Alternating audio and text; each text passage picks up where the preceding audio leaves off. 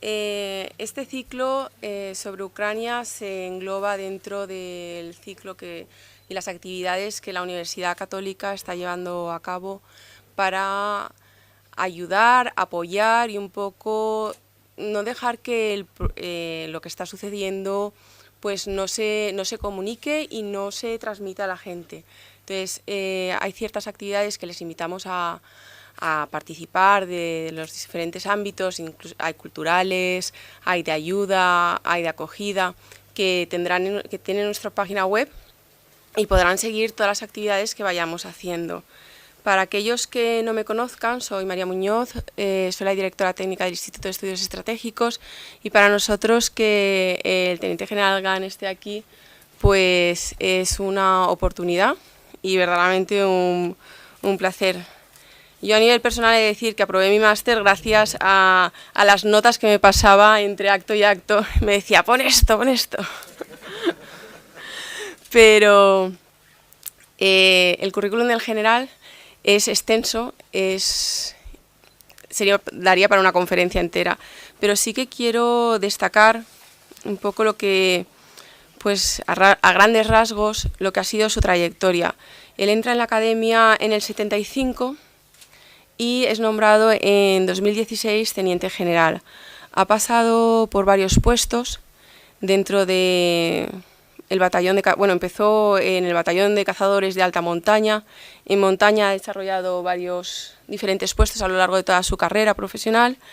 Ha estado en el gobierno militar de Lérida, en el Estado Mayor, ha sido director de Doctrina Orgánica y Materiales como su director, ha sido director de la Academia General Militar, director del Centro de Inteligencia de las Fuerzas Armadas, y fue en 2016 cuando asciende a teniente general y es nombrado general jefe del cuartel general terrestre de alta disponibilidad. Misiones internacionales son varias, la verdad, y nada fáciles: Bosnia y Herzegovina, Kosovo, y la última es en 2007 en Afganistán. Y fue el jefe del equipo de la reestructuración de una provincia que creo que no seré capaz de pronunciar bien. Efectivamente. Y tiene numerosos condecoraciones y es imposible nombrarlas todas, pero sí que me gustaría nombrar aparte una parte privada del teniente general, porque dice mucho de su persona. A nosotros nos ha venido y ha dado una conferencia previa al respecto, lo que es la superación, el liderazgo, y es que es el único español, el primer español, que ha coronado los 3 polos de la Tierra, el Everest, sur y norte. Me acuerdo que nos contaba con la dificultad y el sufrimiento que fue, el sufrimiento, la dificultad y cómo se movía el avanzar, el no retroceder, y verdaderamente pues creo que refleja lo que es la personalidad de superación y de reto del teniente general.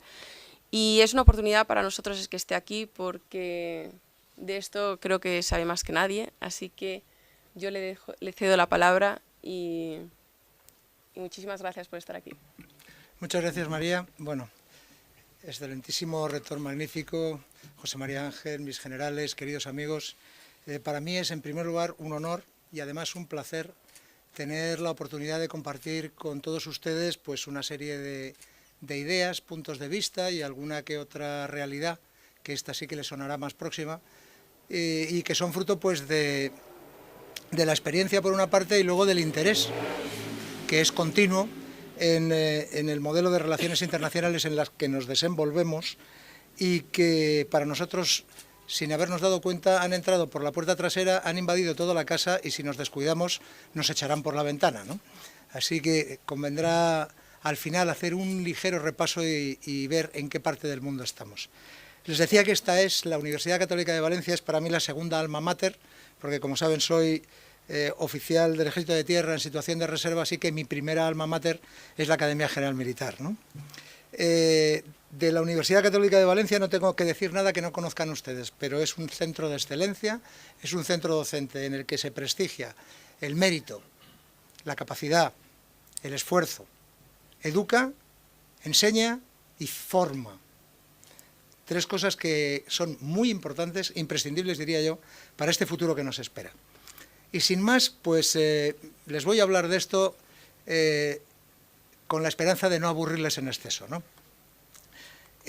Esta es un poco el hilo conductor de la charla que voy a compartir con ustedes, ¿no? En primer lugar, una frase que es lapidaria, pero me encanta. Es de un señor que se llamaba Mercator y que fue un cartógrafo muy famoso en el Renacimiento. Gracias o en honor a esta persona, la proyección geográfica más importante que existe ahora mismo se llama Mercator, UTM, Universal Transversa Mercator.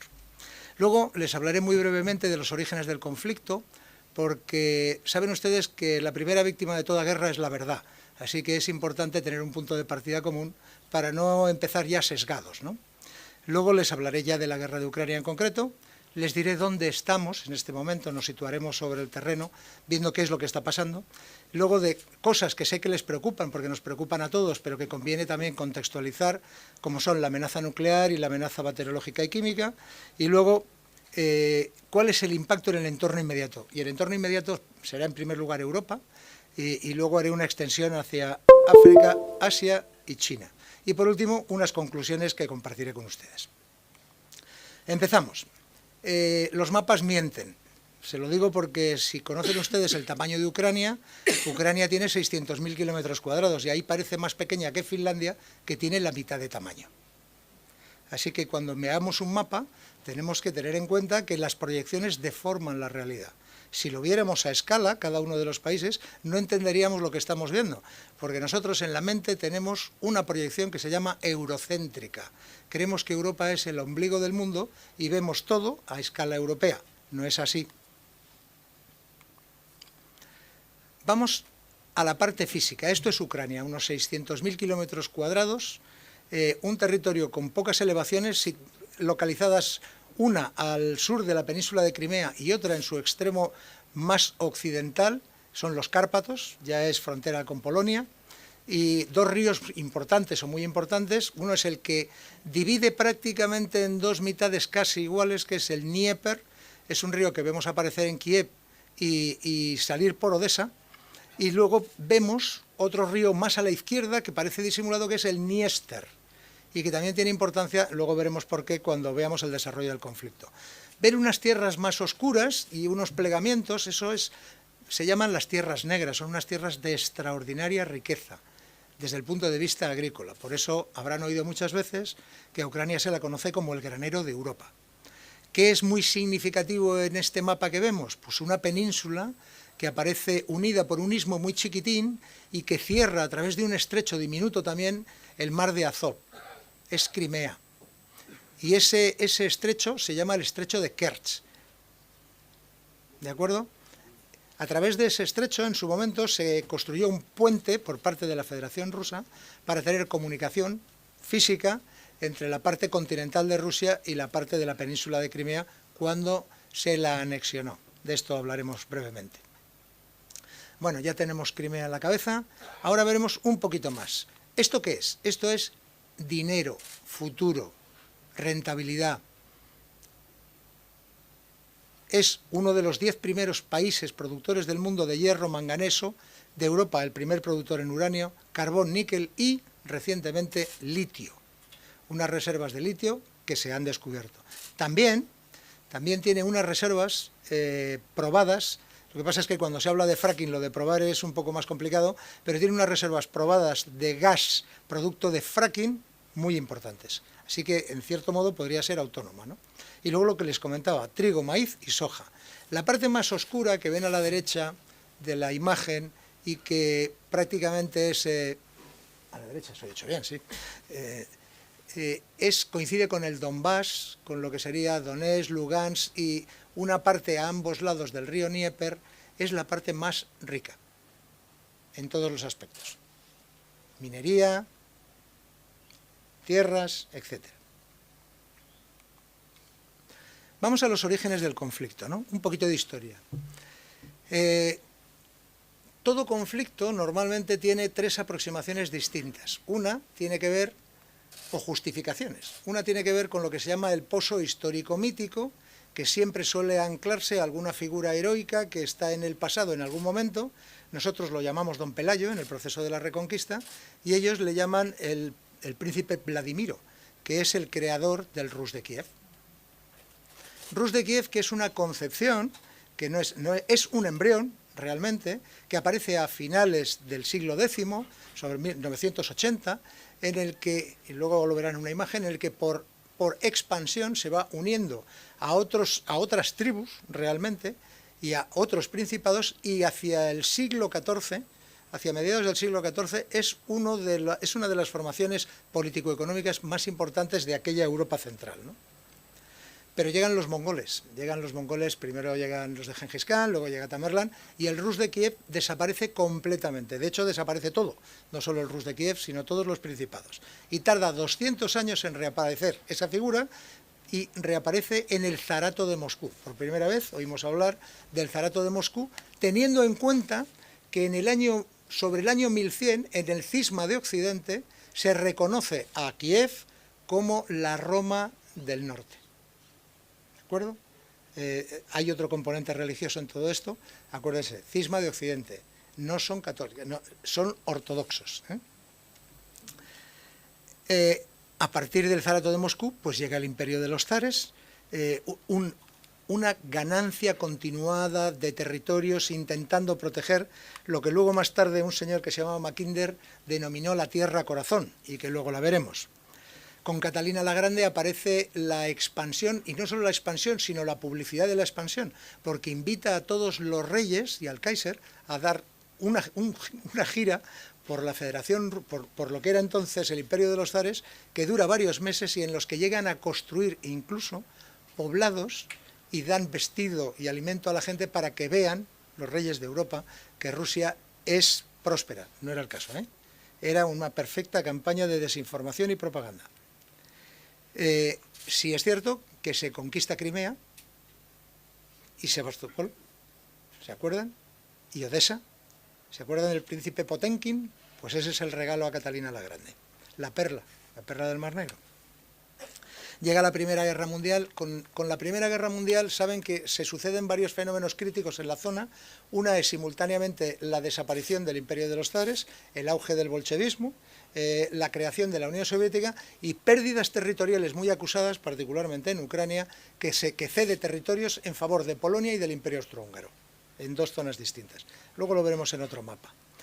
Llega la creación de la Unión Soviética, llega la Segunda Guerra Mundial, llega la desmembración de la URSS, ese hecho que el actual presidente de la Federación Rusa llama el suceso más desgraciado y aciago del siglo XX, y por último llega esta nueva Ucrania, que empieza a tener un devenir muy particular, que arranca en una fecha que no aparece ahí, que es cuando se declara independiente de la Unión Soviética, año 1992. Otra fecha importantísima es el año 1994, en el que firma un acuerdo con la entonces ya Federación Rusa para ceder todas las cabezas nucleares que tenía en su territorio, porque Ucrania en aquel momento era la tercera potencia nuclear del mundo.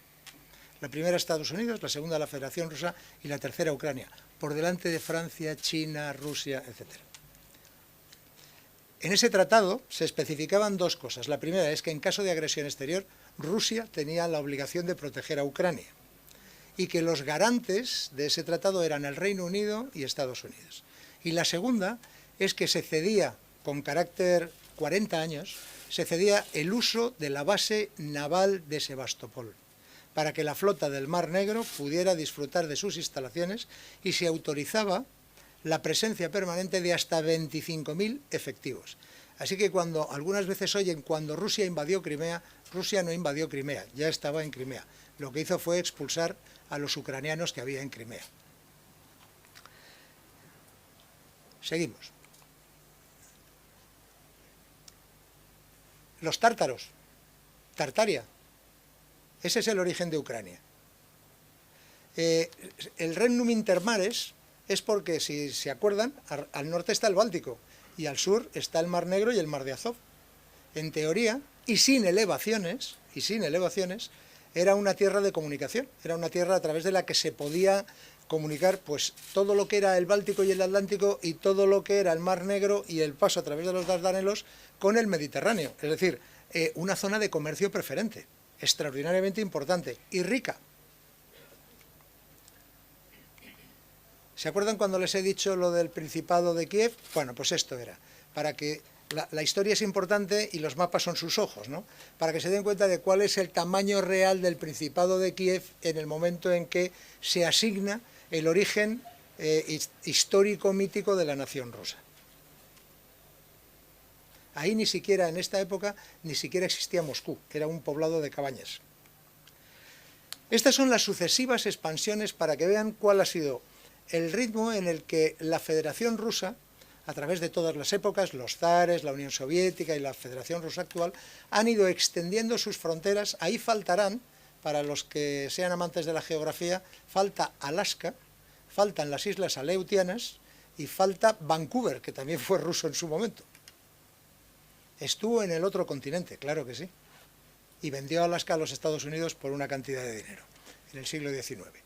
¿Qué es lo importante de esto? Lo importante de esto es que la concepción de los zares, de todos ellos, desde Iván a Pedro el Grande, Catalina, Alejandro, el último de los zares, el imperio, los soviéticos, la Unión de Repúblicas Socialistas Soviéticas y la Federación Rusa, han tenido anclado el concepto de seguridad con el alejamiento de todo posible adversario, o bien la existencia de una zona que hacía de muy difícil acceso el hecho de poder atacar a esa tierra corazón, que la tierra corazón es el conjunto de Rusia, Bielorrusia y Ucrania, lo que se llama la Rusia blanca para los rusos, ¿de acuerdo? Así que tendríamos el Pacífico por un lado, el Pacífico a la altura de Vladivostok, que no es un mar Pacífico en absoluto. Tendríamos el Ártico, que está congelado 6 meses al año. Tendríamos en la parte del Atlántico Norte la península de Kola y luego el mar Báltico, también congelado, con lo cual toda esa parte, por un lado, protege a la Federación Rusa, pero por otro la aísla, porque necesita imperiosamente salir a mares cálidos a través de los cuales poder exportar la inmensa cantidad de riquezas y recursos que tiene, ¿no? Quédense con la idea, crecer, crecer, crecer, separar, separar, separar. Siempre entre mi potencial adversario y yo, o mar o un territorio que pueda ser consumido antes de acercarse a mí. Si lo ven en la parte sur, es más claro que nunca. Y si alguien tiene una curiosidad geográfica y ve por qué Afganistán tiene un rabito en la parte superior derecha, que se llama el corredor Barkhane, es porque en su momento hubo que separar al Imperio Británico y al Imperio Ruso en esa zona, porque si no hubieran tenido frontera común. Esa era la época de Rudyard Kipling y del Gran Juego, ¿eh? Importantísimo mapa. Ucrania en el siglo XVII, a mediados del XVII, era esa almendrita naranja que ven en el centro. Cuando el presidente Putin dice en ocasiones que Ucrania es una creación de los soviéticos, ven que en algunos aspectos no les falta razón. Es verdad que fueron los zares y la primera parte del imperio ruso la que le aportó la mayor cantidad, esa zona amarilla que ven arriba. Pero no es menos importante lo que le dio Lenin a costa de Rusia en su momento, a que ya le suena lo del Donbass, ¿eh? Ya le suena el Donbass y cómo gira, y dónde estaría el Dnieper ahí, y por qué Odessa, que también era rusa, acaba siendo Ucrania, y luego aparecen las de Joseph Stalin. Eso verde que ven es lo que se perdió en la Primera Guerra Mundial y se cedió a Austria y a Polonia, al Imperio Austrohúngaro y a Polonia. Y abajo la última, que también es conveniente que lo vean, año 1954, Nikita Khrushchev graciosamente le quita el Oblast de Crimea a Rusia y se lo da a Ucrania. Esto no es contrafactual, ¿eh? Esto no es qué pasaría si no hubiera ocurrido, no, estos son hechos, no son hipótesis inversas. Y se genera el imperio más grande que ha conocido la Tierra. La Unión de Repúblicas Socialistas Soviéticas eran 22,5 millones de kilómetros cuadrados y cerca de 210 millones de habitantes cuando colapsó, cuando implosionó, porque saben que explosionó hacia adentro. ¿Qué es importante de este mapa? Pues miren, compararlo con este otro. ¿Ven esa línea roja? Esa línea roja era lo que se llamaba la línea de demarcación. Aquí estaba todavía dividida a estas alturas, Alemania Oriental, Alemania Occidental. No ven porque no las pueden ver las repúblicas bálticas, porque eran la Unión de Repúblicas Socialistas Soviéticas, de la misma manera que tampoco ven a Ucrania, ni tampoco ven a Bielorrusia, ni tampoco, bueno, aquí no se vería, pero tampoco verían ni a Kazajstán, ni a Uzbekistán, ni a Turkmenistán, ni a Kirguistán. ¿De acuerdo?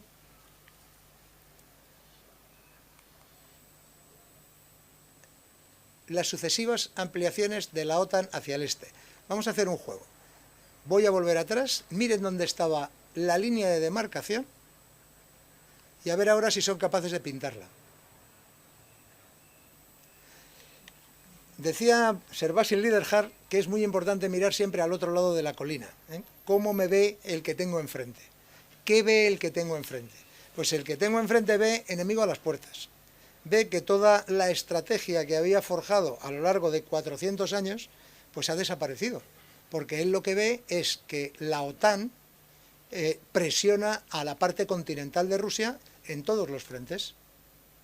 Todos los países que tienen frontera ahora mismo con la Federación Rusa, salvo Ucrania y Bielorrusia, que eran repúblicas, ahora pertenecen a la OTAN.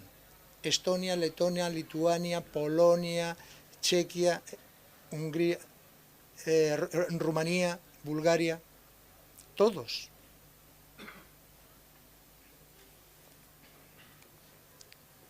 La guerra de Ucrania. Vamos allá.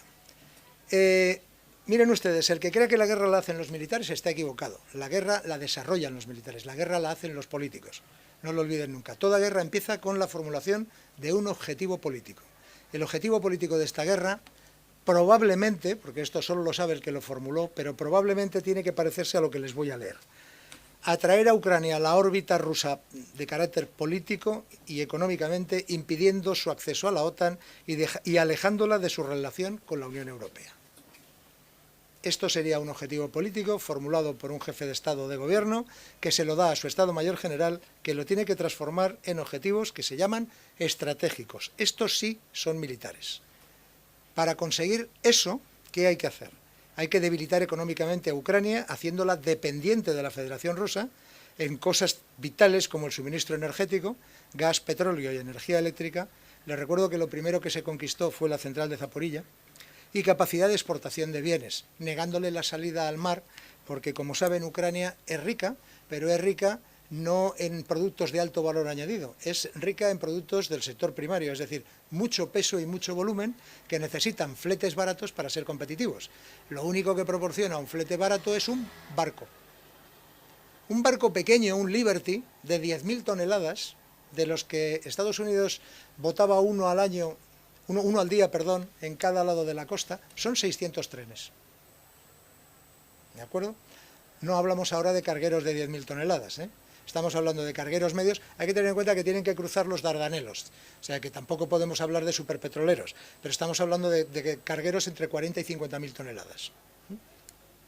Si quisiéramos sacar ese equivalente por tierra porque le hemos negado la salida al mar a un país, ¿ustedes se imaginan cuántos trenes hacen falta? Negarse la salida al Mar Negro, que les he comentado, y luego fraccionarla territorialmente, segregándole, además de Crimea, la zona del Donbass, la zona de Kharkov y el litoral desde el Mar de Azov al Mar Negro, llegando hasta el río Dniester y Moldavia. ¿Por qué? Esto no es caprichoso. ¿Le haría falta adueñarse de Odessa y llegar hasta el Dniester para que no pudiera salir al Mar Negro? No. Disponiendo del Mar de Azov, de Mariupol y de la península de Crimea, un bloqueo naval sobre Odessa es muy simple, muy sencillo. Y además Odessa no tiene la categoría de puerto, ni categoría, ni calado, ni capacidad que tiene Mariupol, que es el verdadero puerto. Querría llegar al Dniester porque tiene otro llamado conflicto congelado en una parte de Moldavia que se denomina Transnistria y que es otra creación de las muchas que se han ido produciendo y que a lo largo del tiempo han quedado enquistadas y reciben la denominación de conflicto congelado. Ese conflicto se produjo en los 90 porque Moldavia tiene un casi 100% de afinidad con Rumanía. No tiene ni siquiera discontinuidad geográfica. O sea, es exactamente igual que Rumanía y hablan rumano, no hablan moldavo. En el momento en que una ex república soviética, que Moldavia lo era, quiere unirse a alguien que en aquel momento no era de la OTAN, pero lo iba a acabar siendo, que era Rumanía, levantó el dedo y dijo no. Y generó una rebelión. Al este del río Dniester hay una zona minúscula, una franja, en la que se situó una unidad de pacificación rusa. Inicialmente era una brigada y ahora son unos 2000 hombres que siguen ahí. Así que le interesaría conectar eso por tierra con el resto de la zona rusófona, llegando hasta el continente. Esto es un objetivo estratégico que puede o no conseguirse. Algunos se han conseguido y otros no, o son de muy dudosa, muy dudosa probabilidad, ¿no? Ahora, esto que los estrategas, que el Estado Mayor General decide que hay que hacer, se lo pasa a los comandantes de las grandes unidades. Por ejemplo, ustedes tienen aquí al cuerpo, al NRDC, NATO Rapid Deployable Corps Spain. Él recibiría uno o varios de estos objetivos operacionales. Degradar la capacidad de las Fuerzas Armadas de Ucrania para que no supongan una amenaza a futuro. En terminología del presidente Putin, desnazificar. Degradar la infraestructura militar, bases, depósitos, aeródromos, etc. Controlar los centros productores de energía eléctrica, puertos y aeropuertos principales, así como las vías de comunicación. Controlar las ciudades. Controlar no es ocupar. No, hay quien dice, es que no ha tomado Kiev, ha fracasado. Yo nunca he creído que quisiera tomar Kiev, pero bueno. Kharkov sí, Mariupol sí, pero por cosas completamente distintas. Es porque de ahí no se quiere ir. Y probablemente Odessa. Y si no, conquistarlas y cercarla. Controlar los medios de comunicación pública y privada, denegar el acceso a las redes de información general y controlar en todo el país las tecnologías de la información y las comunicaciones. Lograr el apoyo de la mayor cantidad de población posible rusófona y de otras etnias a la acción de invasión. Y el ciberespacio, en todo el ámbito del terreno de Ucrania, ¿no? Y esto al final le llega a los comandantes, este sería el plan de batalla, este es lo que inicialmente se debió diseñar, se tiene que parecer muchísimo a esto. Ven 4 esfuerzos grandes, que son el de Kiev, ven otro en la zona de Kharkov, ven otro en el Oblast de Donetsk y ven otro en Crimea. Esos son el esfuerzo principal y los 3 complementarios. Y también ven una línea roja, eso es el Dniester, el Dnieper, perdón. ¿De acuerdo? Eso es lo que probablemente pretendía. No pretendía ocupar toda Ucrania, porque tiene perfectamente claro lo que significa eso. No pretendía ocupar todo el terreno al este del Dnieper, pero sí pretendía controlarlo militarmente, porque es lo que luego le da bazas para poder llegar a un alto el fuego y un acuerdo de paz, y sí pretendía quedarse en determinadas zonas que el presidente Zelensky reconoció el otro día que es consciente de que el ejército de la Federación Rusa de algunas zonas no se va a retirar, ¿no? Esto era lo que querían, otra cosa es lo que han conseguido, ¿eh? Objetivos tácticos, pues ahí ya vamos a lo que estamos viendo todos los días. ¿Se acuerdan? Los aviones derribados, los vehículos, el combate en población, etcétera. Bueno, pues no les aburro. Esto es lo que ven. Un misil que ha impactado tanto en Lviv, por ejemplo, como en Kharkov, o hoy mismo en territorio de la Federación Rusa, que también han atacado depósitos de carburante. Cuarteles generales, medios de producción de fuego, aquí ya vamos a la artillería, a los lanzacohetes, a los sistemas de misiles, a los radares, a todo. Las unidades, todas las unidades que haya, helicópteros, acorazadas y mecanizadas, las comunicaciones, que es lo que permite ejercer la acción del mando, y el sistema de movilización y encuadramiento. Saben que está atacando determinadas zonas en la zona. ¿Por qué ataca algunas instalaciones en Lviv, que está tan lejos del frente? Porque son centros de adiestramiento, porque es donde se recibe armamento y se enseña a la gente a emplearlo. Por eso. Unidades y sistemas de inteligencia contra inteligencia y seguridad, porque si se ciega al adversario ya no existe ninguna posibilidad de poder realizar una defensa integrada. Y por último, todo lo que sean tropas auxiliares y del Ministerio del Interior. Esto deja a un Estado sin ejército y sin posibilidad de reacción. Así estamos ahora. Esto es más o menos, es el día 26, hay algunos movimientos un poco más marcados en la zona de Kiev, pero no hay variaciones sustanciales, en el sentido de que si alguien ha oído que los rusos se están retirando, no, se están redesplegando. Y de hecho en algunas zonas al norte de Kiev se están organizando defensivamente, es decir, se están pegando al terreno para que las unidades ucranianas que tienen delante no se puedan ir y tengan que estar pendientes de lo que hacen, porque si se fueran volverían. ¿Dónde estamos ahora mismo? Bueno, ¿cómo está? Hoy es el día 37º de la invasión. El control litoral. ¿Existe control litoral? Total. Total. No hay un solo barco de Ucrania que pueda salir ni al mar de Azov ni al mar Negro. ¿Hay control del espacio aéreo? No total, pero sí en su mayoría. Hay acciones esporádicas, normalmente a baja y muy baja cota, de aviones y helicópteros, porque en el momento en que se levantan y son captados por los sistemas de defensa aérea, son abatidos. La integridad territorial, pues han visto el mapa de antes, no existe. La integridad territorial de Ucrania está en entredicho. Un Estado es territorio, población y sistema jurídico-político que organiza la vida de uno sobre el otro. Bueno, pues el Estado existe, el Estado ucraniano existe, el sistema jurídico-político está degradado porque no puede ejercer la acción de gobierno, porque no puede regular la administración, porque no tiene el monopolio del uso de la fuerza en el interior de sus fronteras, que es como lo definía Sartori, y porque ahora mismo lo único que puede hacer es resistir, que es lo que está haciendo. No está gobernando. Ha perdido, háganse a la idea de si han conocido ustedes una catástrofe semejante que haga que se pierda un noveno de la población, la novena parte de la población de golpe. Ni siquiera una pandemia bíblica. 5 millones de ucranianos no están en Ucrania. Y otros entre 5 y 6 millones son desplazados, es decir, no están viviendo en sus lugares de origen, no están en sus casas, necesitan ayuda, no están produciendo, probablemente sus fábricas tampoco existen. Así que esta es la realidad de hoy en Ucrania. Lo digo porque la niebla de la guerra muchas veces nubla la imaginación, ¿no? Y queremos ver lo que no existe.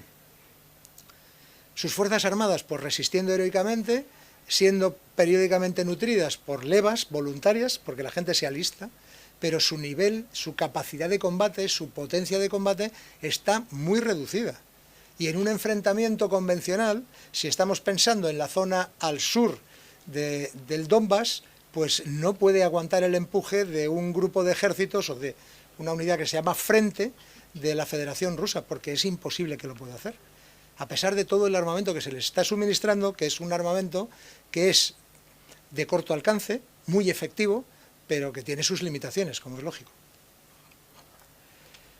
¿Se apoya en qué? Pues se apoya en las ciudades fundamentalmente y luego en una acción descentralizada de pequeñas unidades. Está teniendo muchísimo éxito empleando unidades pequeñas, batallones inferiores, con una iniciativa extraordinaria, con una capacidad de actuación brillante hasta ahora mismo, pero que es lo que es. O sea, ahora mismo es la táctica de la avispa, está picando donde puede y lo está haciendo muy bien. Pero la inmensa masa que tiene delante hace que en algunos casos esto acabe agotándose, ¿no? ¿La resistencia irregular se produce? Sí, claro que sí.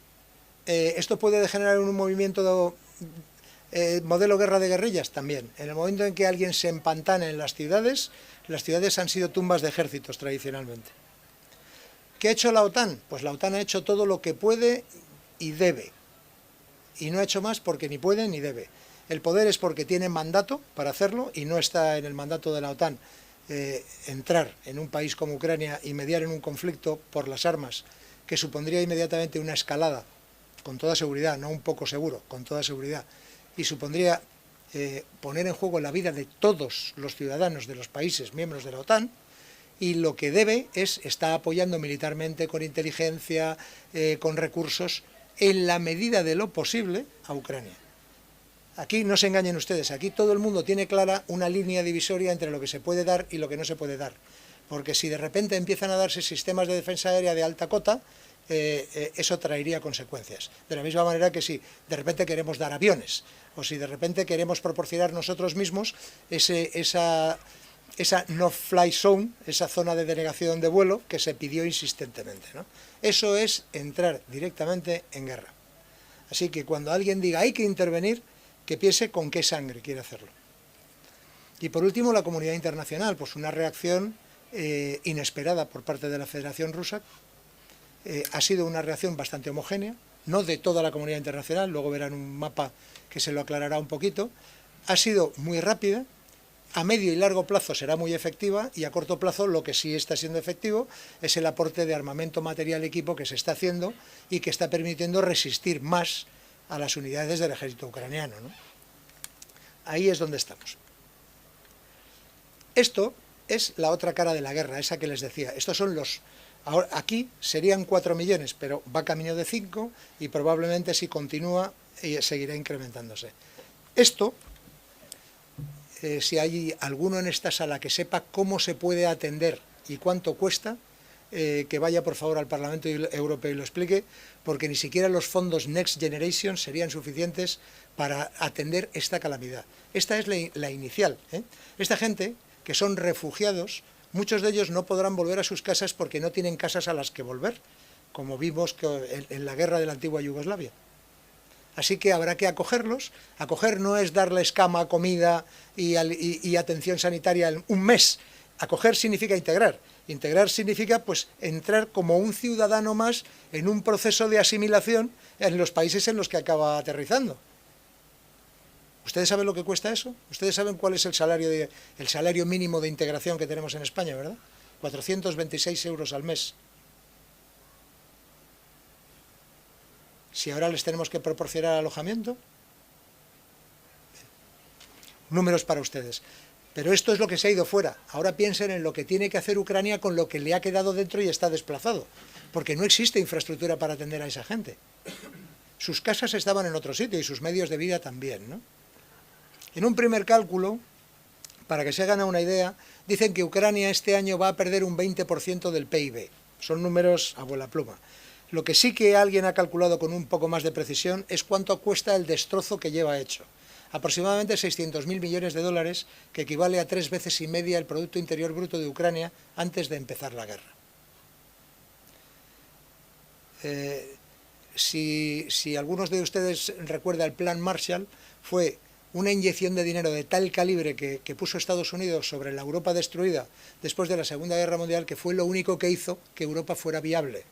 Así que, con el antecedente ustedes mismos, ¿no? La amenaza nuclear, pues ¿de qué hablamos? Miren, cuando hablamos de amenaza nuclear, hablamos de unas armas que se crearon, se desarrollaron y crecieron pensando que no se iban a utilizar nunca. Por eso verán el término disuasión.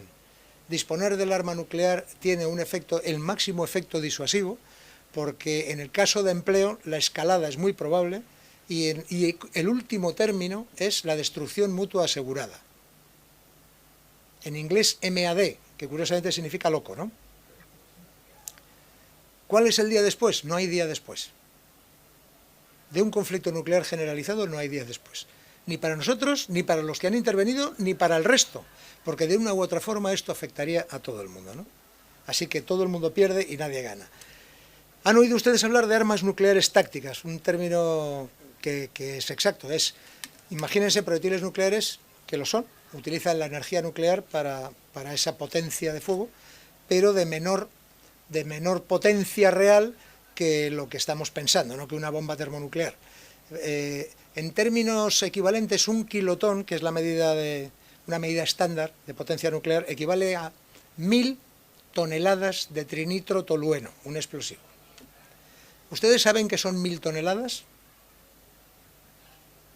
Son 50 camiones de 20 toneladas.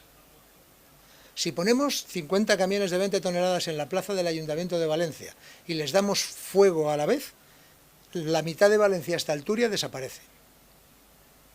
Eso sería un kilotón. ¿Se pueden emplear esas armas en el interior de Ucrania? Cuidado, sí que las puede llegar a emplear. En una situación muy desesperada, o bien, como preconiza la doctrina nuclear rusa, si está en peligro crítico la integridad nacional o existe dudas sobre la capacidad de supervivencia del Estado, sí. No se asusten, pero ténganlo en cuenta.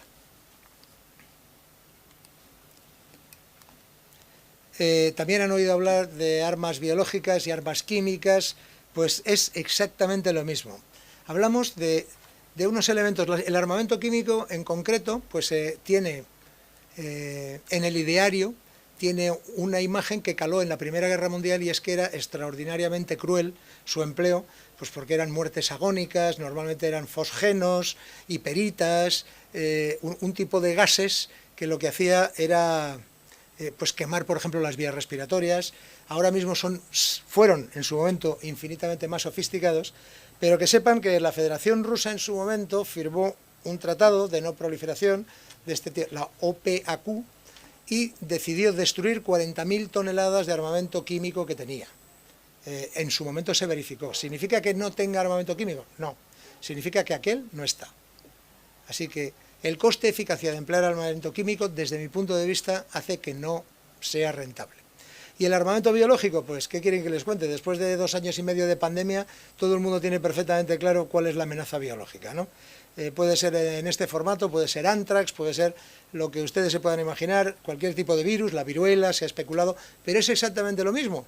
Estas armas no entienden de fronteras. En el momento en que alguien esparza algo, como cuando alguien lanza una arma nuclear, pues la radiactividad tampoco entiende de fronteras ni de nacionalidades, ¿no? Así que yo creo que con medidas adecuadas de defensa, que disuaden también del posible empleo, trajes de protección individual, máscaras, etcétera, serían más que suficiente, porque esas opciones de empleo que les he dicho y sus consecuencias, yo creo que las hacen completamente desechables, ¿no? ¿Se acuerdan que hubo un intento de votación de condena en el Consejo de Seguridad de Naciones Unidas, que no pudo salir adelante, acerca de la invasión rusa de Ucrania, porque Rusia, por algún extraño motivo, tiene derecho de veto, es uno de los 5 países que tiene derecho de veto en el Consejo de Seguridad, pero se utilizó un subterfugio, que fue elevarlo a consultas de la Asamblea General de Naciones Unidas. Entonces se pasó la misma resolución y este es el resultado.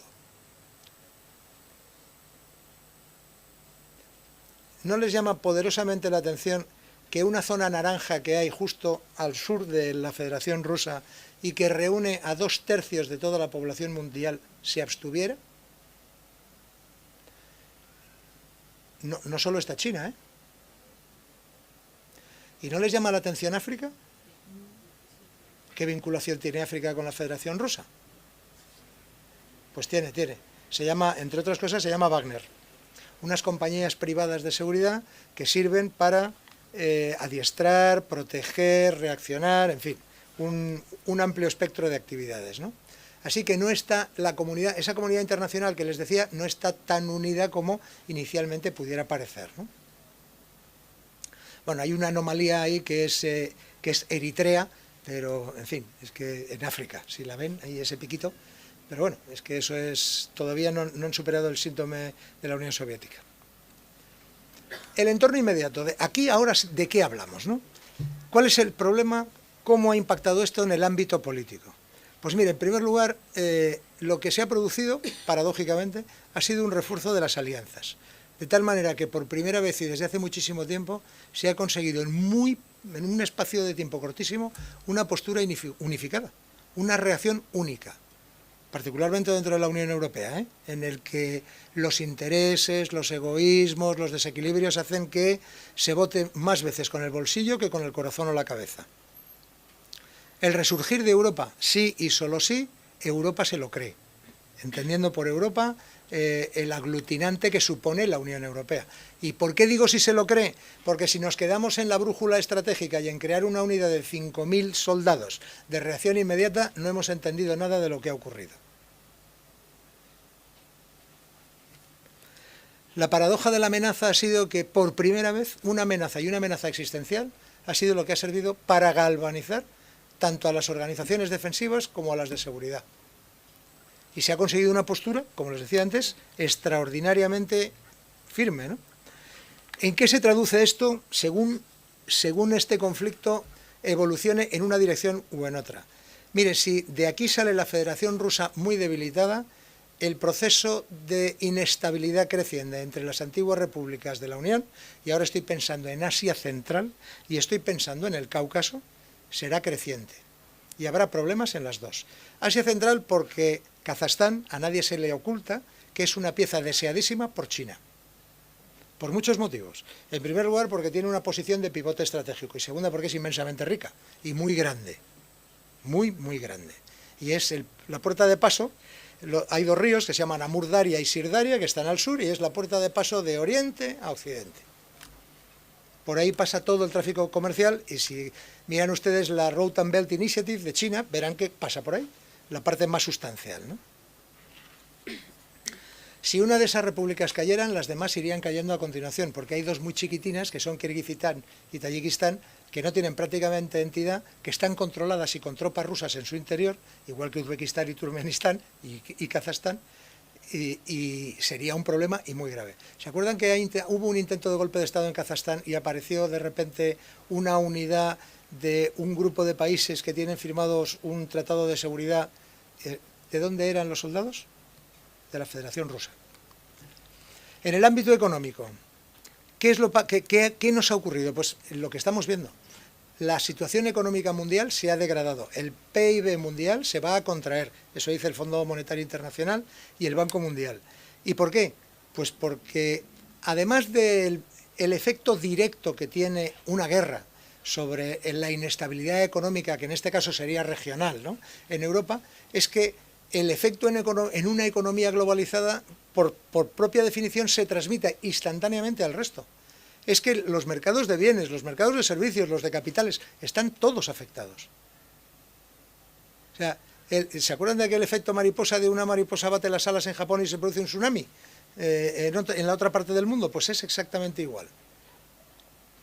Además de, insisto, de la crisis directa que suponen las materias primas que estábamos recibiendo de esos países. En el caso de la Federación Rusa es el gas y el petróleo, pero en el caso de Ucrania para nosotros, por ejemplo, en primer término nos sale la soja y nos sale el maíz y nos sale el trigo, pero a que nadie sabe que el cableado de los faros que se producen en España se hace en Ucrania y que ahora mismo la Casa Valeo está parada porque no tiene cables. Esto es la economía globalizada, ¿eh? Así que una de las consecuencias de la globalización, a la luz de esto, es que se va a globalizar, pero menos. Va a existir lo que se llama la reacción a la capacidad de supervivencia estratégica. Se van a definir elementos que no pueden cederse o externalizarse en otros sitios porque la supervivencia de los países está ligada estrechísimamente con la capacidad para poder disponer de ellos oportunamente. Véanse las reservas estratégicas de carburantes, por ejemplo, o de gas, o de determinados productos que, como era más barato hacerlo en otro sitio, decidimos externalizarlo. ¿Se acuerdan de la crisis de los microchips, de los componentes? Pues es exactamente lo mismo. En el mercado de capitales están viendo ustedes de todo, ¿eh? Desde una amenaza del presidente Putin para que el que quiera gas que pague en rublos, y el rublo se ha indexado al oro, cosas asombrosas. Pero bueno, esto significa una reconfiguración del orden mundial. Lo decía la vicepresidenta del Banco Mundial ayer. En el militar, pues lo han visto ya. Bueno, de momento han visto buena voluntad, luego ya veremos. De entrada han dicho vamos a incrementar los gastos de defensa. Hay un número que se pensó en su momento que era indicativo de un esfuerzo adecuado, que era el 2% del Producto Interior Bruto para gastos de defensa, ¿no? Bueno, pues eso depende del punto de partida en el que se encuentre cada uno. Si hay quien tiene un ejército que ha ido manteniendo regularmente, pues probablemente con el 2 sea suficiente, pero si hay alguien que parte de un 0,92 o de un 1,01, pues a lo mejor los 3, 4, 5 o 10 primeros años tiene que estar creciendo a otro nivel, porque no se trata de modernizar, no es que tenga que modernizar, es que tiene que adquirir, que es distinto, ¿no? Y luego, lo que les digo ahí, hay una tentación evidente de rearme nuclear. ¿Y por qué? Pues porque hemos vuelto a recordar que el arma nuclear es la máxima disuasión y que un país puede hacer lo que quiera en otro país porque tiene armas nucleares. Es evidente que si Ucrania hubiera dispuesto de armas nucleares, la Federación Rusa no hubiera invadido Ucrania. Y también es evidente que si la Federación Rusa no dispusiera de armas nucleares, ahora mismo la OTAN podría estar interviniendo en Ucrania. Pero esto no está pasando. Y no es contrafactual, es la realidad. Cuando ven la zona periférica, pues es que tanto la Federación Rusa como algunos de sus satélites en su momento han penetrado en muchos países de Centroáfrica y del sur. Hay zonas en Mali, en Burkina Faso, en Guinea, en Mozambique, que ahora mismo están sosteniendo acciones basadas en unidades irregulares de elementos que proceden de la Federación Rusa, de una compañía que les comentaba antes que se llama Wagner, ¿no? También tiene Rusia, por ejemplo, y nos es muy próximo, una posición muy definida en Libia. Y esto está bastante más cerca, ¿no? Y en el social, pues efectivamente se ha producido un rechazo internacional. ¿Cuál es el peligro de este rechazo internacional? Que demonicemos lo ruso. Sería un error garrafal. Es cierto que el presidente Putin, con los sistemas particulares de elección que existen en la Federación Rusa, ha sido elegido. También es cierto que hay una contestación interna que no se puede expresar porque Rusia es un régimen autocrático y hay muchos rusos que no están de acuerdo con esta invasión. Sería un error catastrófico considerar que todos los rusos han decidido masacrar a los ucranianos, por dos cosas. Primero, porque Ucrania y Rusia van a seguir siendo vecinas, y segundo, porque llegará el día después. Y el día después habrá que resolver todo lo que ha pasado el día anterior. Y si hay una trinchera de odio, a ver cómo vamos a ser capaces de rellenarla. Todos los países que ven abajo están de una u otra forma vinculados con la Federación Rusa. Cuba, Nicaragua, Venezuela, Eritrea, Siria, Irán, Bolivia.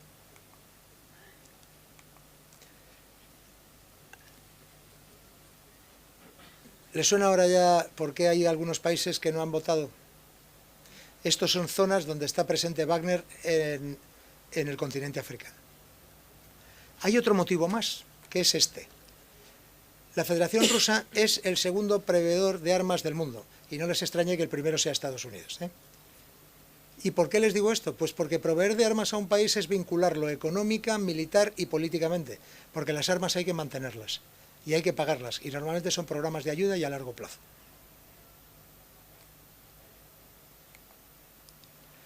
Asia y China. Bueno, nos ponemos en China. Han oído hablar muy recientemente a los dos ministros de Asuntos Exteriores, tan recientemente como anteayer, a los ministros de Asuntos Exteriores de la Federación Rusa y de China, diciendo que vamos a un nuevo orden mundial, que será, han dicho, no exactamente democrático o no en sentido democrático occidental, sino que hay otros valores que priman por encima del concepto de democracia, como por ejemplo la seguridad, el desarrollo, la sostenibilidad, en fin, dos concepciones bastante diferentes de lo que podríamos haber heredado del fin de la Guerra Fría, ¿no? Este mundo lo podríamos definir como multipolar, pues sí y no. Ahora mismo estamos viendo a una aproximación clara por interés compartido entre la Federación Rusa y China. Y estamos viendo una situación intermedia entre la Federación Rusa e India, también por una cuestión marcadamente económica. Pero esto no tiene por qué sucederse a lo largo del tiempo. Los nuevos escenarios internacionales crean espacios para que potencias emergentes adquieran velocidad de crucero. Ustedes recuerden, hay un país que no es que no lo tengamos en cuenta, es Indonesia. Indonesia es un país enorme, con un potencial extraordinario, en una zona estratégica y que irá cogiendo fuerza y que tiene que salir y que en un entorno multipolar pues también levantará el dedo. De la misma manera que Irán, de la misma manera que Turquía y su penetración en África y de la misma manera que Arabia Saudí con todo el dinero y las inversiones en las que pretende ser potencia regional. Y otras. Y ese equilibrio es el que habrá que reconfigurar. Así que habrá nuevos tratados, nuevas alianzas y nuevas enemistades, ¿no? ¿Por qué habrá nuevos socios estratégicos? Porque si el que era el socio estratégico de algunos, a la hora de la verdad resulta que no tiene capacidad para responder a cargos, pues entonces conviene buscar a otro, u otros.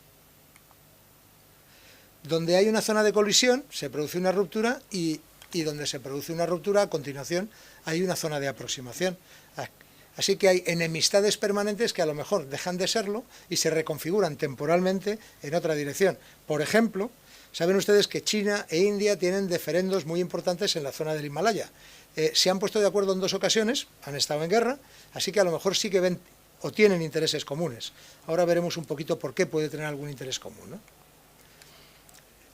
Esto es cómo la Federación Rusa cree que va a fidelizar el apoyo chino a lo largo del tiempo. El gasoducto más grande que ven ustedes ahí se llama Poder de Siberia. Es el que va a suministrar la mayor cantidad de gas a la República Popular China los próximos años, ¿no? No es el único. Todas esas entradas que ven a la izquierda también lo son. En concreto hay una que está en Kazajistán y que si China se pusiera de acuerdo le podría llegar a India.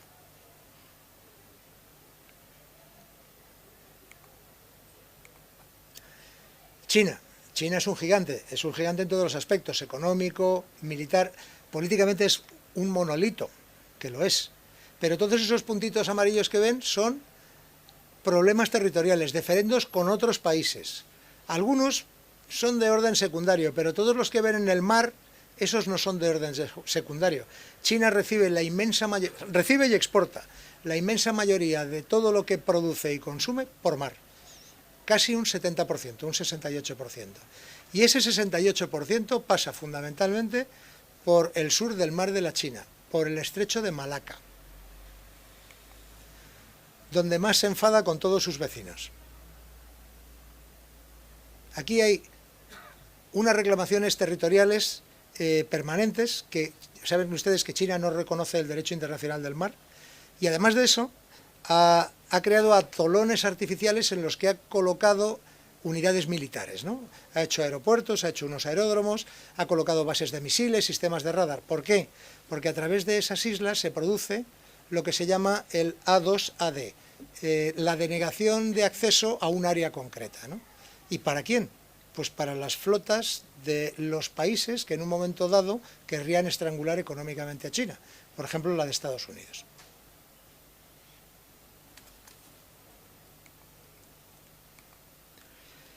Les decía Lord Palmerston que el Reino Unido, en su tiempo, no tenía ni amigos permanentes ni enemigos permanentes, tenía intereses permanentes. China tiene intereses permanentes, y lo que China entiende por el medio plazo, pues se lo digo ahí. Estamos en el 2025 y el medio plazo es el 2060. Este es el medio plazo chino, el largo será el 2100, supongo. Si leen las proporciones de carbón que quema actualmente, la mitad de toda la energía es de carbón, el 52%, el país que más contamina de la Tierra. En ese medio plazo lo quiere reducir al 3%. Pero lo más importante no es eso, lo más importante es, miren ustedes las renovables. Y entiendo por renovable, ya sé que les va a crujir, la nuclear, que lo es. Los reactores de tercera y cuarta generación son renovables. La solar y la eólica, es decir, asociadas a la tecnología. ¿Y por qué? Pues por esto, porque todos los elementos esenciales para producir esas tecnologías o se producen o se refinan en China. Así que cuando el gas que necesite sea exclusivamente un 3%, China no es socio preferente de Rusia en ese momento. Será el que sea, pero no el anterior. Y desde luego no pagará sostener políticamente a un socio que no le reporta nada. Porque el mercado ruso, con todo lo que es una minucia comparado con el resto de mercados en el mundo, ¿no? Particularmente el europeo. Y si encima nos encontramos en una situación dicotómica, si vendes a este yo no te compro, pues cada uno toma sus propias decisiones, ¿no? Bueno, concluyo. ¿Por qué les digo que regresamos a la antigüedad? Pues porque, hablando rápido, aquello de paz y amor ha acabado. Existen dos formas de ejercer la diplomacia, por la razón o por la fuerza. Por la razón es la diplomacia tradicional y por la fuerza es la forma clausewitziana, ¿no? La continuación de la política por otros medios. O sea, si te puedo convencer, te convenceré. Si no te puedo convencer, intentaré persuadirte con poder blando. Y si falla el poder blando, entonces será el poder duro. Esto era la antigüedad. Parecía que lo habíamos dejado de lado porque decía Francis Fukuyama en el 89 que habíamos llegado al fin de la historia, que la democracia se había impuesto como mecanismo que todo el mundo reconocía como la mejor forma de gobernarnos y que estábamos en una senda de progreso que no se interrumpiría jamás, ¿no? Bueno, pues ya vemos que no es exactamente así. ¿Y cuál es la realpolitik del siglo XXI? Arrimarse al árbol que mejor sombra da. Volvemos a la política de las relaciones internacionales y de las organizaciones de seguridad y defensa que me protegen. Nadie puede ir solo a ningún sitio. Hay dos casos paradigmáticos que les están sonando, Finlandia y Austria. Y Suecia, que han decidido que van a hacer un referéndum a ver si les interesa o no adherirse a la OTAN. Y piensen que las tres pertenecen a la Unión Europea y que en teoría hay un artículo el 42.7 de la Constitución de la Unión Europea, que permite invocar la asistencia mutua en caso de agresión. Pero, ¿por qué será que piensan en la OTAN y no en la Unión Europea? Porque con 5.000 hombres de la Fuerza de Reacción de la Unión Europea lo tenemos un poco complicado. ¿Un nuevo orden mundial se avecina? Sí, sí, sí. ¿Y cómo se va a reconfigurar ese orden mundial? Pues dependiendo de quiénes sean las potencias que al acabar este conflicto sean capaces de aglutinar al mayor número de seguidores. Claro que va a ser un mundo multipolar, pero tiene pinta de momento de ser solo bipolar. Ojalá fuera tripolar y el tercer polo fuera la Unión Europea, que además del músculo económico decidiera tener una estrategia y una política exterior muy bien definida y la acompañara con el músculo en defensa y seguridad lo suficientemente convincente como para representar una disuasión efectiva para aquel que quisiera ir en contra de nuestros intereses. Pero eso, repito, eso todavía no está ni siquiera en la redoma, ¿no? ¿Y qué futuro nos espera? Pues el que queramos construir nosotros. Así que todos y cada uno de los que están aquí sentados son responsables de lo que nos va a pasar. Esto no está pasando allá, nos está pasando a nosotros, nos está pasando en nuestro tiempo. Y si creemos que no somos capaces de cambiar nuestro entorno, es que ni siquiera lo hemos intentado. O le explicamos lo que pasa a los que nos rodean y adquieren conciencia de que este mundo será lo que nosotros nos esforcemos por que sea, o no será nada. Seremos vasallos, en el mejor de los casos. Y nada más, muchas gracias por su atención. Yo he terminado.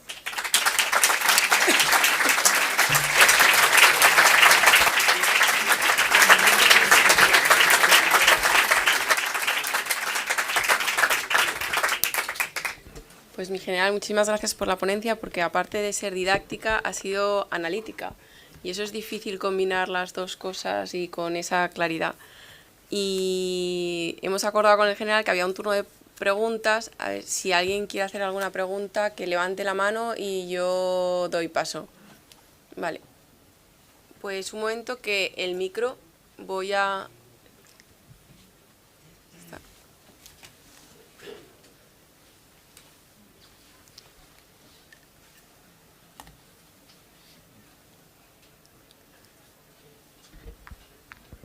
Pues...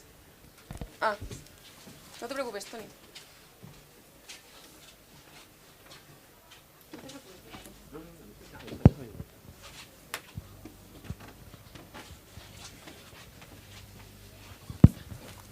Buenas tardes y antes que... Bueno, voy a bajarme la... Buenas tardes y antes que nada agradecerle muy cordialmente la conferencia que ha impartido. Ha sido brillante, como siempre que usted habla. De todas formas, le quería hacer una pregunta que yo no sé si voy a ser capaz incluso de formularla. Sí, es curioso, sí, o igual, no lo sé. A ver, a donde quiero ir a parar es, ¿a Putin realmente le merece la pena? Es decir, desde que usted al principio ha hablado de los objetivos políticos, que de alguna forma son expandirse y por tanto anexionarse, en este caso Ucrania, claro, desde la mentalidad nuestra occidental, lo que nos protege y da seguridad es la defensa y protección de nuestros derechos. Y eso es lo que nos protege, ¿vale? Quizá es que en Rusia la mentalidad o el esquema intelectual es otro. Y para ello sea primero la seguridad y luego ya veremos lo de los derechos. Probablemente desde esa mentalidad todo el tema del espacio vital les sea de primer orden en la jerarquía de importancia, cuando por lo menos a nosotros nos es bastante secundario. Y yo quiero pensar que vaya por ahí el tema, no por afán, que me imagino que también, de un excesivo poder por no sé qué megalomanía. No sé si he formulado bien la pregunta, es decir, en el fondo, ¿todo esto le merece la pena a Putin? Porque me parece absolutamente desproporcionado. Muchas gracias. Yo creo que pone usted el acento en lo que realmente lo tiene. El concepto de merecer la pena si nosotros les decía al principio que tenemos visión eurocéntrica, la Federación Rusa no ve el mundo de la misma manera, lo ve de otra completamente distinto. Lo que el presidente Putin en ese objetivo político que ha formulado esperaba conseguir no es ni más ni menos que impedir que de una forma que él considera agresiva, una expansión natural de una organización de seguridad y defensa acabara amenazando lo que él considera intereses vitales. Intereses vitales para la Federación Rusa, lo demostró con la anexión de Crimea, es controlar el Mar Negro, porque les decía que necesita salida a mares cálidos, porque no las tiene. Tiene mares helados. Es verdad que tiene la flota de rompehielos más grande del mundo, pero sale a mares helados y los puertos no tienen la misma capacidad. Con el deshielo del Ártico probablemente haya una reconfiguración también de líneas de comunicación estratégicas y líneas de operaciones estratégicas. Es decir, el Ártico se militarizará, ¿no? Mire, Putin con esto ha hecho tres cosas. La primera, esto le sonará cruel, pero la realpolitik es así. La primera ha sido neutralizar a Ucrania, porque la ha neutralizado. Lo que les he dicho de PIB, de población, Ucrania ahora mismo no es el país que era y le va a costar, si lo hace, muchísimo. Y ya veremos quiénes son los que pueden ayudar. La segunda cosa que ha hecho ha sido mandar un aviso clarísimo a todas las antiguas repúblicas de la Unión Soviética, diciéndoles: solo se puede estar conmigo, en ningún caso contra mí. En el peor de los casos, neutral, pero hacia mí. Y el tercer aviso que ha dado ha sido a Occidente en su conjunto. Quiero, puedo, lo que pasa es que no he sabido. Porque si llega a saber, entonces le sale redondo. Esto es realpolitik, ¿eh? Insisto, yo no estoy de acuerdo en absoluto con lo que ha hecho. Me parece que es un crimen de lesa humanidad, me parece que ha sido una salvajada y me parecen muchas cosas. También me parece que en algunos aspectos alguien le podía haber avisado a Ucrania que esto se iba a ir encendiendo progresivamente y que esa ayuda inicial iba a tener un fin, que a lo mejor no se le dijo claramente o se le medio veló la posibilidad de que en un momento dado estaría solo. Porque, como dijo con muchísima crueldad la portavoz del ministro de Asuntos Exteriores de la Federación Rusa, los americanos van a resistir en Ucrania hasta el último ucraniano.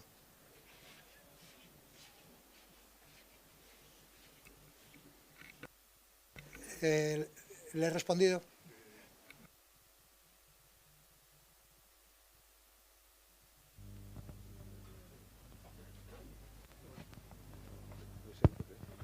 Sí, hola. Buenas tardes, soy cónsul honorario de Ucrania, pero bueno, la verdad es que he venido a aprender y casi a título particular, y como creo que coincidimos todos en el desastre humanitario que supone esta invasión y los planes de Putin, pues no voy a hacer más diatribas políticas, ni mucho menos, y voy simplemente a preguntar, porque yo entiendo pues que, como decía, he aprendido mucho y no se pueden abordar todos los aspectos que uno quisiera. Pero hay un tema que me interesa especialmente desde el punto de vista militar y que cuesta encontrar información, y es un poco, y que viene a contradecir esa filosofía de que todo va según el plan, que es otra de las afirmaciones recientes cuando anunciaron que se iban a retirar, sobre todo porque no da esa sensación y porque por una vez que la inteligencia americana está jugando a la transparencia y podemos enterarnos de verdad con qué sucede, o al menos una parte de la información que tienen. Hay una que tiene inquietante, y es que el staff, el equipo de Putin, pues no le está comunicando exactamente cómo van las cosas, y eso da la sensación de que probablemente las cosas no vayan como se tenía pensado. También por esa extensión por más de una docena de frentes distintos en el territorio, quizá la sensación que daba es que creía que iba a tener una aceptación popular superior a la que ha tenido, y de hecho, según dicen, que ya no sé si forma parte de la propaganda, pues iba con unidades civiles de policías para luego no tanto la ocupación, como decía, sino el control político de algunas áreas, cosa que no ha sucedido. Y lo que ha sucedido es que ha conseguido unificar al pueblo ucraniano, que tenía sus diferencias políticas con muchos pueblos, y ahora hay una unanimidad absoluta de que hay que luchar contra el invasor. La pregunta es, si todo va según el plan y por lo que se ve en el mapa, logísticamente, ¿esto no es una locura? Porque yo veía las líneas logísticas que tenía que cubrir, hablamos de miles de kilómetros, y eso sostenido en el tiempo da la sensación de que no parece fácil de que se fuera se pudiera conseguir. Y esa es la parte que igual no ha dado tiempo a hablar de logística, que parece ser que los rusos en logística históricamente pues no han sido especialmente hábiles y quizás ahí podría aclararnos. Gracias. Muy bien, muchas gracias por su pregunta. Bueno, empecemos. Les decía al principio que la primera víctima de la guerra es la verdad. Un servicio de inteligencia que va anticipando que se va a producir una invasión, naturalmente que sabe lo que está ocurriendo porque tiene diversos sistemas de obtención de información y buenos analistas para que la transformen en inteligencia, y sabe que hay un punto de no retorno en la aproximación de unidades, segundas líneas, centros logísticos, de tal manera que lo que hay ya no son unas maniobras, ¿no? Ya es otra cosa. Y si estamos hablando de entre 150 y 190.000 efectivos, más, otra cosa. No le están diciendo toda la verdad. Yo no soy capaz de creerme eso. Yo no soy capaz... Mire, se compara frecuentemente a Hitler y a Putin, ¿no? Yo rechazo esa comparación por un tema obvio. Si Hitler hubiera dispuesto del arma nuclear, la habría utilizado con toda seguridad. Putin no lo ha hecho. Es probable que sea autócrata, es probable que no... Bueno, probable no, es un autócrata. Es bastante probable que tenga algún rasgo de patología de la personalidad y que sea particularmente insensible al dolor de los demás. Muchas de estas cosas son probables, saberlas no las sabemos, pero lo que sí sabemos es que no es tonto y que no comete locuras y que hasta ahora todo lo que ha dicho que hacía, lo ha hecho. Esto lo avisó en el año 2007, el que lo quiso oír lo oyó, en una conferencia de seguridad de Múnich. Dijo que era inaceptable la situación que se estaba produciendo con la expansión de la OTAN hacia el este. El año siguiente, la OTAN, en la cumbre de Budapest, ofreció ingresar a Ucrania y a Georgia en la OTAN. Los nombró candidatos. ¿Qué significa? Pues que podían optar. ¿Qué pasó a continuación? Pues que Georgia se quedó sin Osetia del Sur y sin Abjasia. Y a Ucrania le pegó un cerrojazo al gas, uno de los 6 que le ha pegado a lo largo de la historia. Con el Maidán pasó exactamente igual. Exactamente igual, dijo. ¿Cómo? Aparte que hubo un error de cálculo gravísimo con el presidente Poroshenko, que fue el elegido, que lo primero que hizo fue prohibir el idioma ruso en el Donbass, inteligente donde los haya. Y lo segundo, cargarse algún monumento que había de los de la guerra, de la Gran Guerra Patria, que es como los rusos llaman a lo que van a celebrar el día 9 de mayo, con la victoria sobre los alemanes, ¿no? Eso son... no es esencial, pero es importante, ¿no? Yo creo que Putin sabe lo que está ocurriendo. Otra cosa es que le dé, moralmente y materialmente, le dé la importancia que tiene que darle. Es imposible ocultarle a una persona que esto no está saliendo como inicialmente se diseñó. Imposible. Pero dentro de esa imposibilidad, ahora mismo les decía que lo que hay es una reconfiguración de objetivos estratégicos. Ahora están en lo posibilista, en qué podemos conseguir. No qué queríamos, eso ya ha pasado. En la guerra, una sucesión de batallas, unas ofensivas, otras defensivas. Ahora han adoptado una posición defensiva en un sitio y van a adoptar una posición ofensiva en otro. Y pretenden obtener un objetivo. ¿Lo conseguirán o no? Pues no lo sé, yo creo que sí. A costa de muchísimos más atracción, pero fíjese, si la leva, la última leva, la de octubre del año pasado, fue de 132.000 soldados. Son soldados de leva, es verdad. Se forman 2 meses, luego una instrucción básica, luego tienen un periodo de 4 y luego ya se incorporan a las unidades. Pero son 134.000, de la misma manera que dispone de 12.000 carros de combate. Y dispone de armas nucleares tácticas que, llegado el momento, y si considera que aquello va en contra de los intereses vitales de la Federación Rusa, las empleará. Empleará una y será suficiente. Y no pasará nada. Sí, le condenaremos más, pero vamos, o sea, ¿a cuántas penas del infierno lo vamos a condenar? Y lo sentaremos en La Haya, en ningún caso lo vamos a sentar en el Tribunal de La Haya. O hay un golpe de Estado en la Federación Rusa y un cambio copernicano, en cuyo caso yo me echaría a temblar, porque no sé en manos de quién van a acabar las 6.500 cabezas nucleares, así que cuidado con lo que pedimos, no vaya a ser que nos lo den. O sea, hay que ser, volvemos a la realpolitik, volvemos a la realidad. Yo creo que sí lo sabe. Y luego la logística, pues mira, la logística es la reina de la batalla. Le diga lo que le diga a quien se lo diga, sin logística no se gana una guerra. Napoleón lo traducía en dinero. ¿Cómo se gana una guerra? Dinero, dinero y dinero. Bueno, esto lo ponemos en logística. La logística de la Federación Rusa es extraordinariamente compleja porque tiene una diversidad de materiales tal que cada material tiene su propio sistema de mantenimiento, sus propias piezas de repuesto, sus propios especialistas, lo que significa que la corriente que tiene que mover detrás es enorme. Pero bueno, se puede reconfigurar como todo y se puede priorizar como todo y poner unas unidades en un estado de disponibilidad y poner otras y aumentárselo, ¿no? Mire, músculo tiene, voluntad creo que no le falla. Lo único que puede acabar ocurriendo es que haya un punto culminante y se alcance ese punto culminante antes de que se llegue a una línea del terreno que sea claramente identificable para establecer un alto el fuego, en cuyo caso es muy probable que sea el desencadenante de una acción terrible.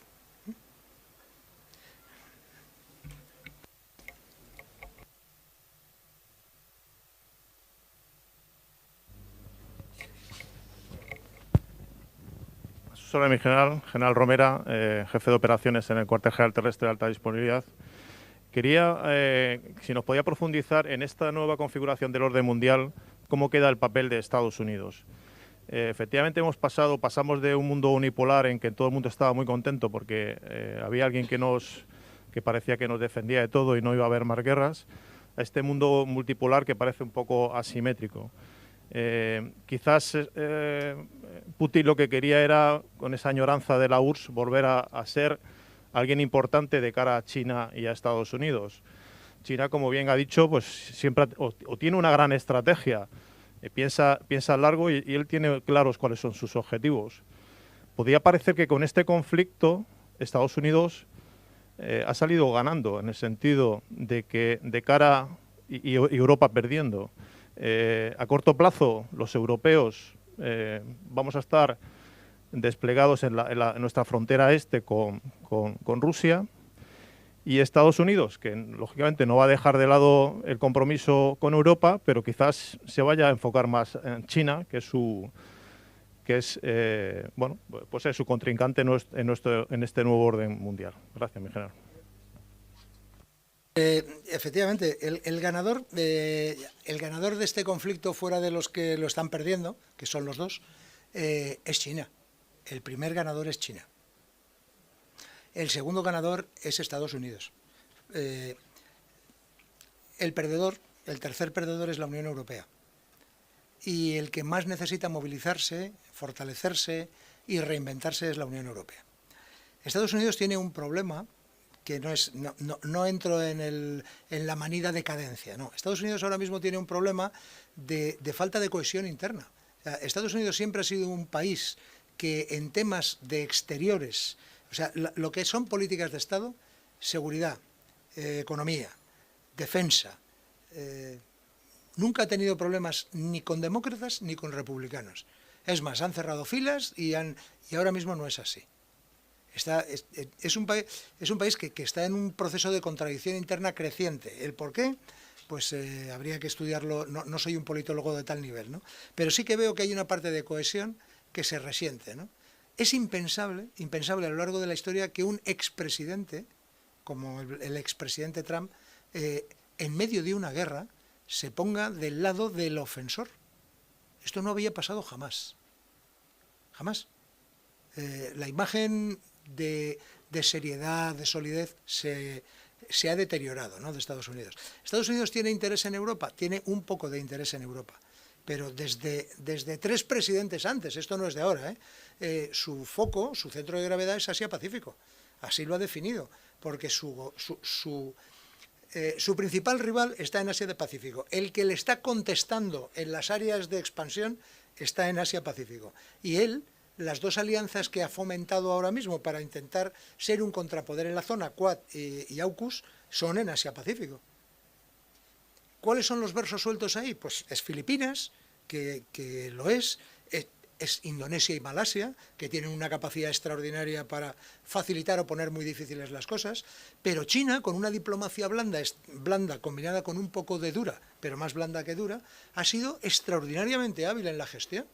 O sea, de verdad que hay que ver todo lo que ha hecho, desde el collar de perlas, esas famosas 13 bases que ha ido creando desde el sur del mar de la China hasta la península arábiga, desde esas bases pasando por ferrocarriles, instalaciones portuarias, en todas partes ha conseguido facilidades.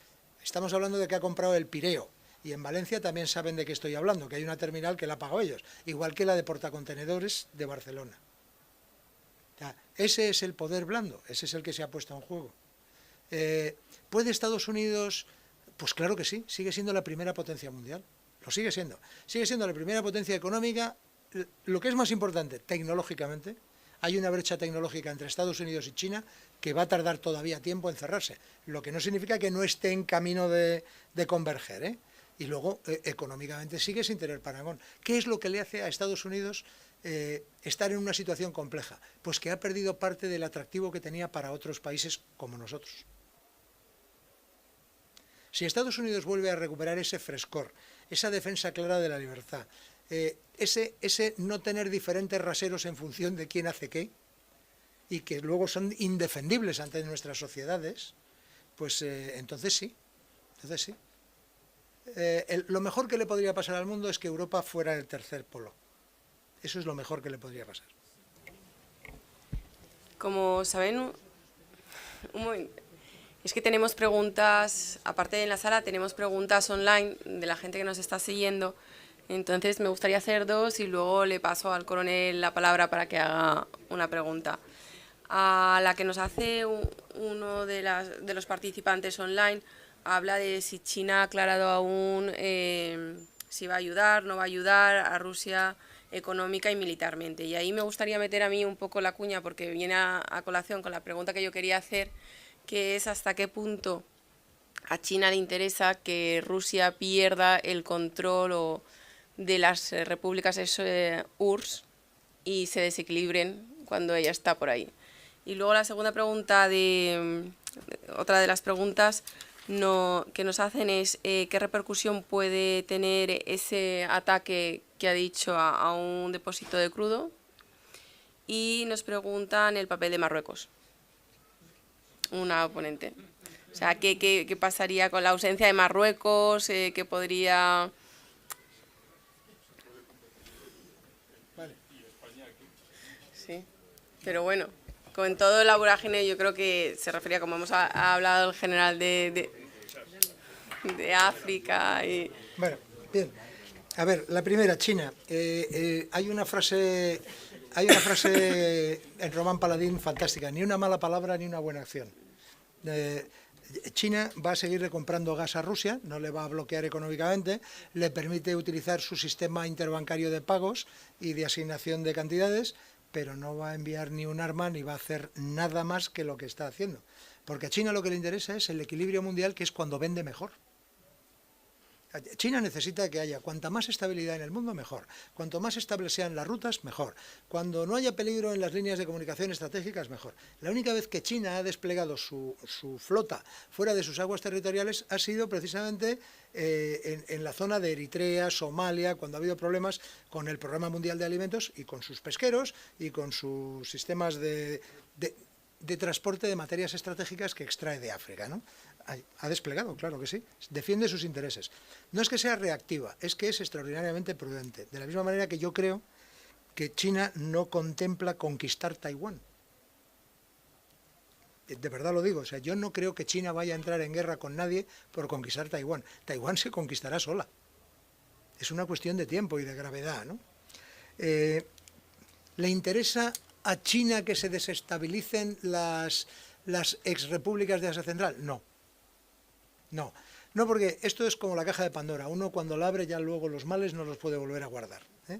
Una república como Kazajstán, con un montón de millones de kilómetros cuadrados en medio de ninguna parte y gobernada a lo mejor por alguien que no tiene las ideas muy claras, es una bomba de relojería. China necesita un gobierno que, si es afín, estupendo, y que si no, que sea predecible. Si China no entra jamás a resolver problemas de orden interno, jamás. Tiene un principio de no injerencia clarísimo y tiene otro principio, que ahora lo está conjugando, haciendo equilibrios, que es el de integridad territorial. Porque, como saben, Taiwán es China. El Kuomintang dijo que se llamaba Formosa, pero es China. China continental, China insular. El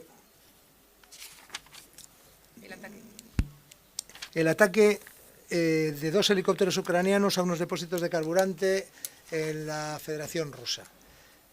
¿Cuáles son las consecuencias que puede tener? Pues las veremos en 48 horas con toda seguridad.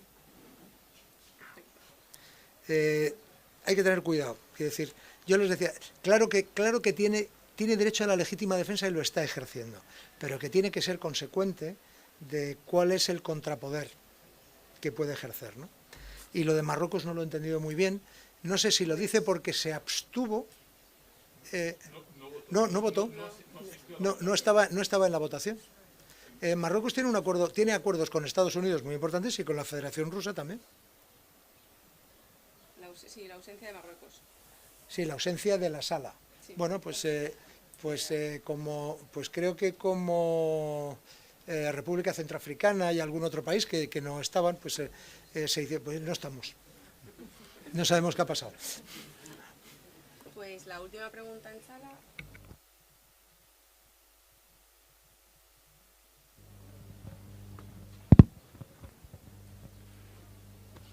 Mi general, buenas tardes. Muchas gracias por esta magnífica presentación. He tomado nota. Tengo que seguir profesionalmente todo este tema y me interesa mucho. Yo tengo una pregunta y una petición un poco viciosa. La pregunta va referida un poco al tema de ausencia de la Asamblea General de Naciones Unidas, ya referida en particular a Marruecos, pero no es lo mío, no es concretamente la de Marruecos.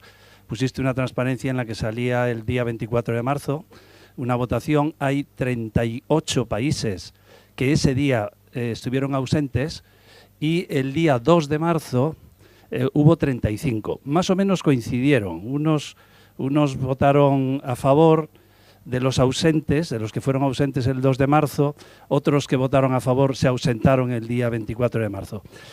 Ese juego que más o menos coincidió, ¿cómo lo ves? Yo tengo mi opinión, pero me gustaría enriquecerme con tu opinión. Y antes de entrar en esta, ya te dejo puesto a la petición viciosa. Lo has citado ya. Yo ya traía preparada la pregunta, pero tú ya lo has citado. El 9 de mayo es un gran día para la Federación Rusa, para Rusia y la Federación Rusa, para la población, para la historia de Rusia. ¿Qué van a poder celebrar? Tienen que celebrar algo. Putin no puede dejar sin celebrar. Gracias.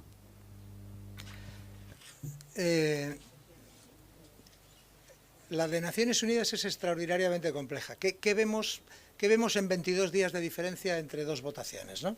Bueno, la primera fue en comisión, fueron 40 porque fue la comisión en Ginebra y la otra fue Asamblea General. ¿Qué vemos? En la primera vemos que hay unos países que están persuadidos de que sus intereses van a quedar a cubierto votando a favor. Hay otros que votan en contra en aquel momento porque creen que clarísimamente la solución va a jugar a su favor, y el día 24 las dudas han crecido, ¿no? Por eso los ausentes son tantos. No es que la gente no tenga claro qué, lo que no quieren es tener que recibir una llamada del ministro Lavrov, que es el ministro de Asuntos Exteriores, diciéndole: ah, qué curioso, me ha parecido que usted no ha votado hoy. ¿Por qué? Pues porque el modelo de política exterior de la Federación Rusa es asertivo. Asertivo es asertivo, o sea, dice y hace. Y dice y hace, y lo consiguió en Siria. No recordarán, pero hubo una crisis de empleo de armas químicas, lo resolvió. Y lo resolvió cuando se estaba a punto de iniciar una guerra en Siria, ¿no? Y lo resolvió él. Así, y algo prometería que hizo después, que fue fortalecer la base de Tartus, la base naval de Tartus, crear la base de Latilla, una base aérea, y emplear armamento, material y equipo en Siria a favor de Bashar el-Assad. Decir, cumplir. Bueno, evidentemente Siria sí votó. La B, tiene que celebrar que ha ganado. tiene que celebrar que ha ganado. Ese día el ministro de Defensa entra en la Plaza Roja por la catedral, por la Puerta Roja del fondo, y antes de entrar se santigua 3 veces como se santiguan los ortodoxos, a la izquierda, ¿no? Al revés. Y lo hará.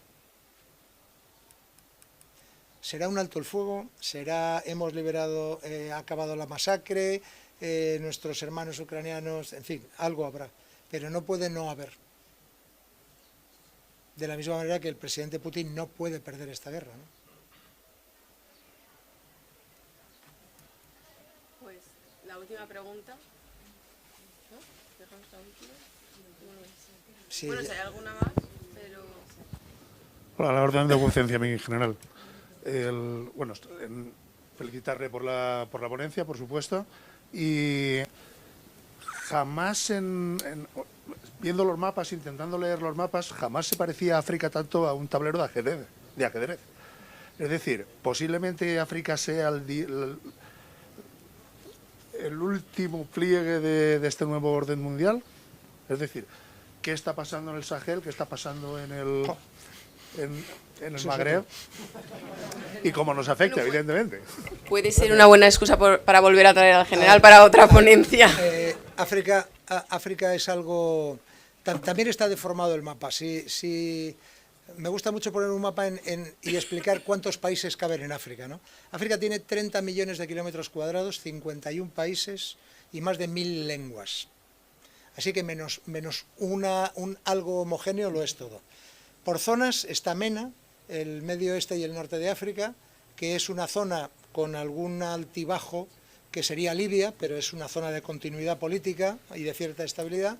A continuación viene la franja saharo-saheliana, que ahora mismo está incendiada por el yihadismo, por el salafismo yihadista.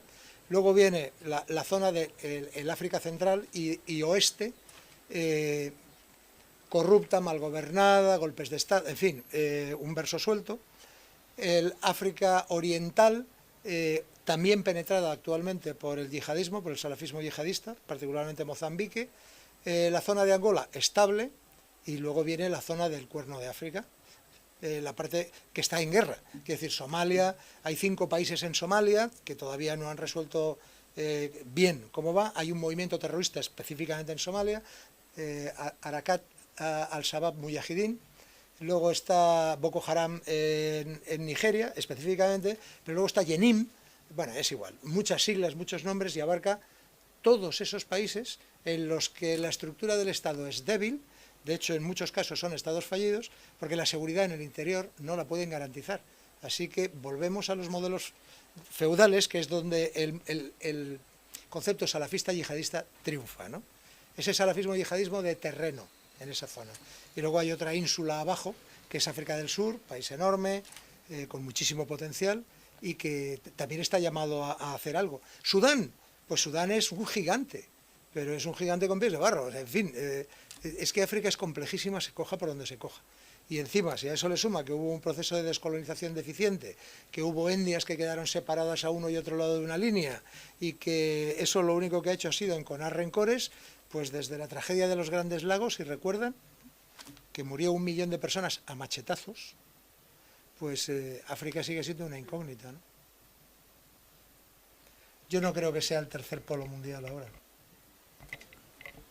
Pues la verdad es que voy a ejercer que tengo el micro y aprovecharme de ello para hacer una pregunta sobre una preocupación. Creo que, no sé si estamos en la tormenta perfecta con este conflicto para que se dé una crisis de hambruna muy grande como no se ha visto, porque ha mencionado antes China que estaba ayudando, pero tenemos una hambruna que ya está identificada en el Cuerno de África, en Afganistán, y el granero mayor de Europa arrasado.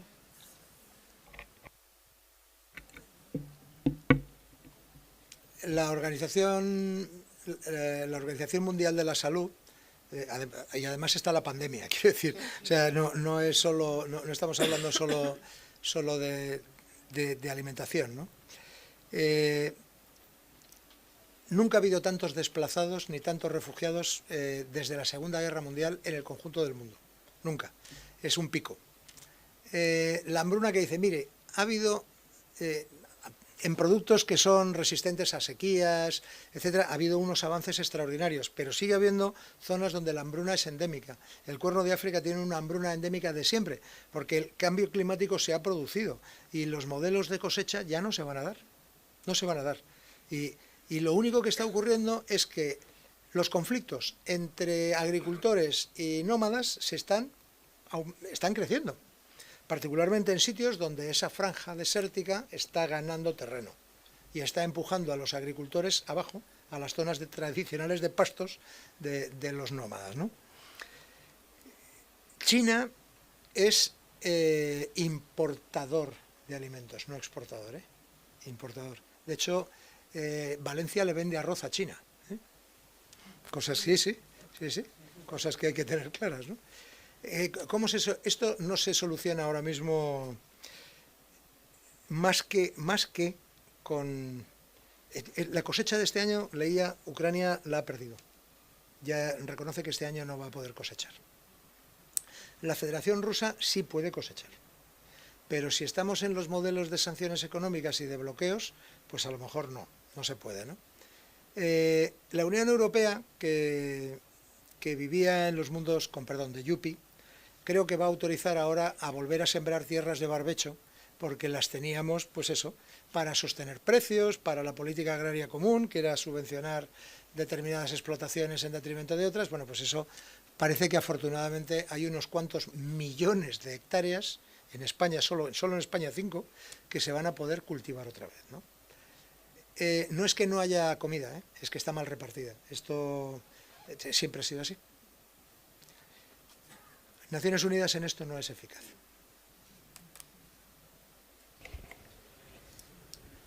Pues muchísimas gracias. Si no hay más preguntas, gracias por la ponencia. Y antes de finalizar, la verdad es que quiero agradecer al rector porque verdaderamente este ciclo lo ha impulsado él, es el que levantó el teléfono y dijo María. Y es su iniciativa y hemos preparado un detalle y me gustaría invitar al rector a subir para dárselo al general.